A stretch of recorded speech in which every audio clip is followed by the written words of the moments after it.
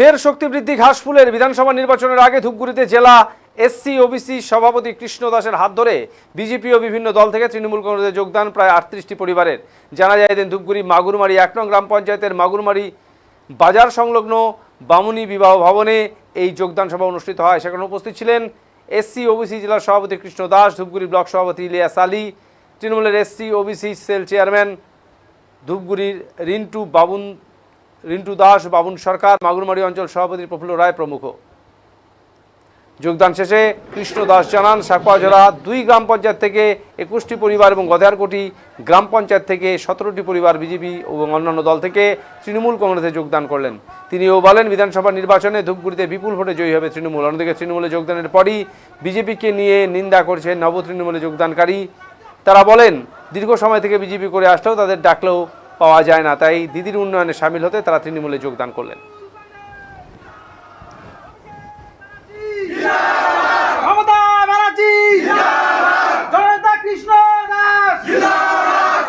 আজকে আমি আসলাম ধূপগুড়ি বিধানসভায়। এখানে আমাদের একটা জয়নিং সভা।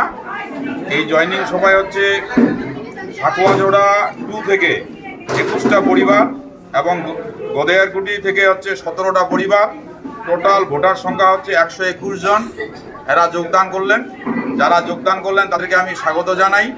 এবং এই যোগদানের ফলে আপনারা প্রত্যেকেই জানেন যে ধূপগুড়ি বিধানসভা আমাদের হাড্ডাহাড্ডির লড়াই।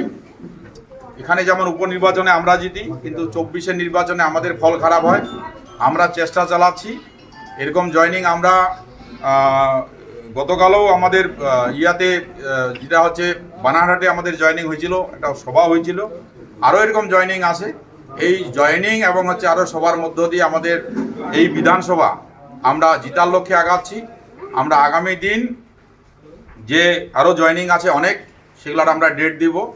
তো এই জয়নিংয়ের ফলে এবং মানুষকে যেভাবে হেনস্থা করছে বিজেপি সরকার এসআইআরের নাম করে, যেভাবে রোহিঙ্গা ধরার নাম করে রোহিঙ্গা না পেয়ে এখানকার রাজবংশী সম্প্রদায়ের মানুষকে, এখানকার মুসলিম মানুষকে, এখানকার নমশূদ্র মানুষকে, বাঙালি মানুষকে, আদিবাসী মানুষকে যেভাবে হেনস্থা করছে এবং ভোটার তালিকা থেকে বাদ দিছে, তার জবাব আগামী দিন আমাদের ধূপগুড়ির মানুষ দিবে। তার জন্য প্রস্তুত। তার জন্য অনেক লোক আজকে বিজেপি ছেড়ে আমাদের দলে যোগদান করছে। এই যোগদানকারীদের আমি স্বাগত জানাই এবং সময় মতো এই পরিবর্তনের জন্য আমি ধন্যবাদ জানাই। গতকাল বললাম আজকে তৃণমূলে যোগদান কি কারণে করলেন?